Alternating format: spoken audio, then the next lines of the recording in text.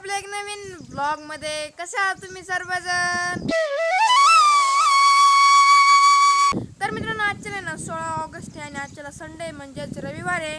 आणि कालच्याला 15 ऑगस्ट होता आणि 15 ऑगस्टला म्हणजे मी शाळेत गेलो. शाळेतून परत आलो, त्यानंतर ब्लॉग शूट केला नाही कारण की थोडं रेस्ट करू म्हणलं.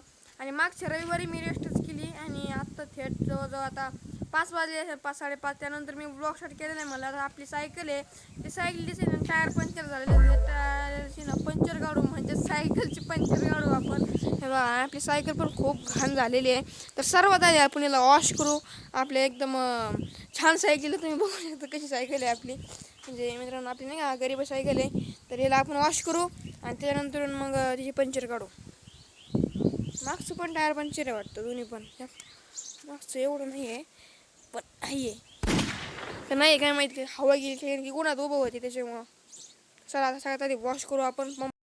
आपण पंप आणलेला आहे, आपल्या फवाऱ्याचा पंप जे आपण पिकाला मारत असतो तो पंप आहे. आणि त्याचं जे आता पुढला जो स्प्रे आहे ना, तो आपल्याला काढायचा इथून आणि ही गन लावायची. म्हणजे हिने काय होईल, हिने जास्तच प्रेशर असतो आणि त्याच्यानंतर आपली सायकल पण वॉश होऊ शकते नाही का. सगळ्यात आधी आपल्याला नाही पंप धुवावा लागेल कारण की बाबा त्या दिवशी फवारा मारला आणि त्यानंतर धुतलंच नाही कारण की ना म्हणजे ध्यानात राहिलं. तर सगळ्यात आधी आपण याला वॉश करू, त्यानंतर आपण धुवू म्हणलं त्या पंपाला आणि त्यानंतर आपण कुठलं हे टाकू स्प्रे. कुठला स्प्रे तर मी खोलला पण आपल्याला तिथून नव्हतं खोलायचं. आपल्याला आहे ना इथून खोलायचं होतं. मी इथून खोलला आणि इथून बसत पण नाही ती कसं राहिलं. याच्यामुळे आपल्याला हे खोलावं लागेल आणि इथून बसावं लागेल नाही का. इथं आपली सायकल आहे आणि इथं आपला पंप आहे एकदम रेडी कंडिशनमध्ये. फक्त आपल्याला इथं बटन चालू करायचं आहे. चालू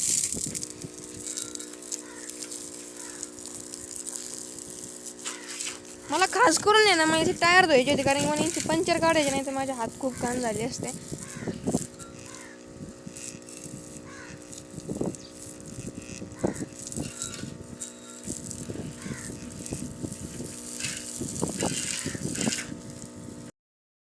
मी ना सायकल वॉश केलेली आहे.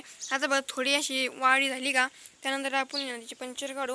बाकी तरी मी वॉश केली तरी पण तरी माती लागली तरी माझे हात खराब होणारच येतात. पण चला जाऊन द्यायला तेवढी तरी झाली. नाही तर तिने गंज धरला होता. आपण मागच्या वेळेस मजगड बदलेलं होतं बघा, तरी तिने लगेच गंज धरला. तुम्हाला दाखवतो गंज धरलेला. हे बघा हे गीत गंज बघा ठीक आहे.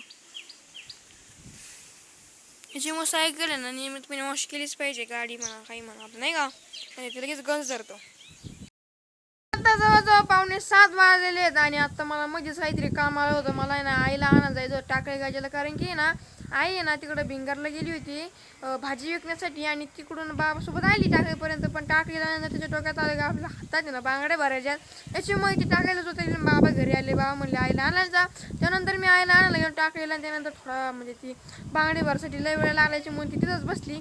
मी तिथंच बसलो 15-20 मिनिटं. त्याच्यानंतर त्याच्यासोबत मी तिला घरी घेऊन आलो आणि त्यानंतर जवळजवळ माहीत ओके झालं. फक्त टायरामध्ये हवा भरायची होती आणि मी टायर खोललं आणि त्याच्यानंतर मला कळलं का जे आपलं टायर आहे ना त्याचे म्हटलं जो पंक्चर नव्हती, वाल खराब होता. आणि जवळजवळ 7 दिवसापासून सायकल उभी होती. मला शाळेत जाताना पाय जावं लागायचं आणि म्हणलं आता वालचं कोणी फॉल्ट होता ना आपण काही जोईतलं नाही. जेव्हा मी वालाचं पाण्यात डुबीला त्यानंतर कळलं का वालमधून हवा येते, वालमधून एअर येतोय.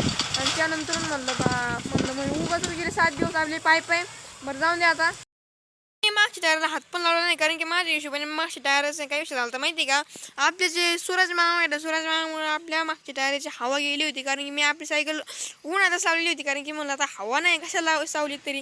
आणि तसं पुढल्या टायरची मला गॅरंटी होती. पुढल्या टायरमध्ये काही ना काहीतरी गडबड त्याच्या वॉलमध्ये फॉल्ट निघालेलं. मी एवढा टायर खोललेलं आहे. आता नेक्स्ट टाइम आपण काळजी घेऊ. जाऊ आपल्याला वाटण पंक्चर येते मी वॉल चेक करेन. नाही आत्ता भिंगारून आई आपल्याला सरप्राईज दिलेले काय माहिती का. आईने ड्रॅगन फ्रूट आणले आणि मी आत्तापर्यंत ड्रॅगन फ्रूटला बघितलं होतं पण खाल्लेलं नव्हतं आणि टच पण केलं नाही. तर फर्स्ट टाइम टच केलेले नाही का. हे बघा कसे येतो लाल जरी आता मला नाही माहिती कसे लागणार येतं, गोड आंबट खम्मट कसे लागणार येते मला नाही माहिती. पण आपण ट्राय तर नक्की करून बघू एकदा कसे लागतात कसे नाही. आणि मला याच्यातली काही माहिती पण नाही कसे खायचे कसं खायचं ते वरचं काढायला खायचं का नाही त्याच्या आतमधलं खायचं का नाही बघू आपण काहीतरी आता नाही का. आपली रिया पण इथं आहे, आपली भाऊताई पण इथं आहे, आपला रॉकी फराय मारतोय कुठं पण, आपली सिरिलस पण इथं आहे.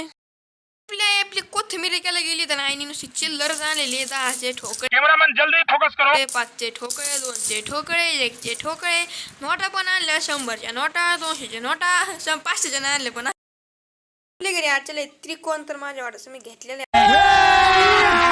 अभी मजा आएगा ना भिड़ो. आता मस्तपैकी खात बसतो नाही का.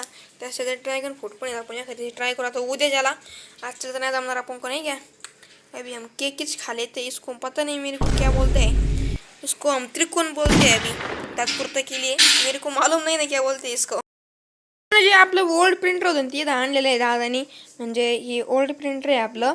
जे न्यू प्रिंटर आहे तुम्ही बघितलं किती क्लास आहे आणि ते आपल्या दुकानावरती ठेवलेलं आहे. आणि चेंज केलं तर नाही की नाही. ही पण प्रिंटर एकदम क्लास आहे. याच्यामध्ये काहीच फॉल्ट नाही आहे तसं म्हटलं तर. यात प्रॉब्लेम आहे नाही पडत. एकच जे तो जी स्कॅनर आहे ना, त्या स्कॅनिंगमधून थोडं डॅश डॅश येतात. म्हणजे प्रिंट काढली का त्याच्यानंतर ते थोडे डॅश येतात नाही का. असं फक्त प्रॉब्लेम होता. तो नीट होऊन जात होता.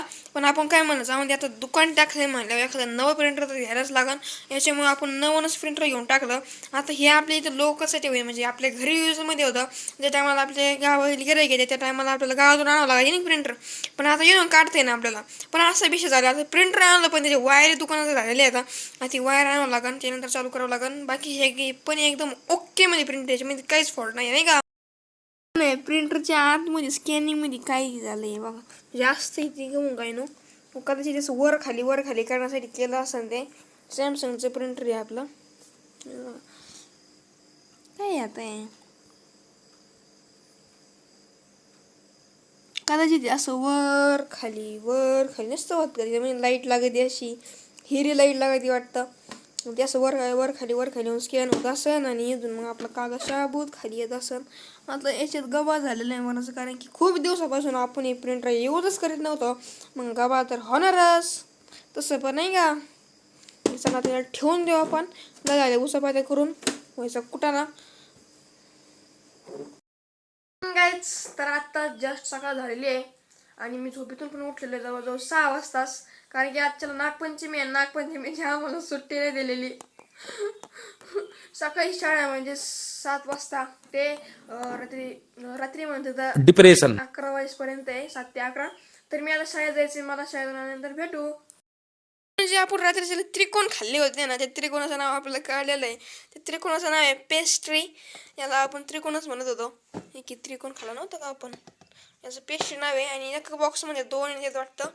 आणि 2 म्हणजे एका बॉक्समध्ये 2 त्रिकोण येतात असे.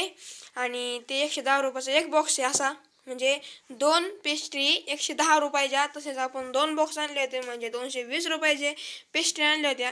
ते आपण मस्तपैकी खाऊन घेतल्या.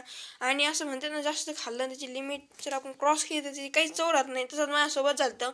मी खूप खाल्लं त्यानंतर त्याची चव विसरून गेलो. नुसतं खायचं काम केलं. मी जस्ट शाळेतून आलेलो आहे म्हणजे जवळजवळ अर्धा झाला असेल. शाळेतून आलो थोडा बसलो कारण की पाय आलतो आणि भूक पण लागलेली खूप. आता मी थोडं जेवून घेतो आणि ह्या ब्लॉगला आता एंड करतो. कारण की आजच्या नागपंचमी दिवशी पण मला शाळा होती. आणि कालच्या मी थोडा लेट ब्लॉग स्टार्ट केला होता. त्याच्यामुळे मी आत्तापर्यंत ह्या ब्लॉगच कंटिन्यू ठेवला. त्यानंतर आता मी हा ब्लॉग एंड करतो. तुम्हाला आजचा ब्लॉग तुम्हाला कसा वाटला तुम्ही नक्की मला कॉमेंट बॉक्समध्ये सांगा. व्हिडिओ आवडला असेल व्हिडिओ लाईक करा सबस्क्राईब करा. भेटूया लवकरच ब्लॉगमध्ये. तोपर्यंत आजच्या उद्याच्या नाही.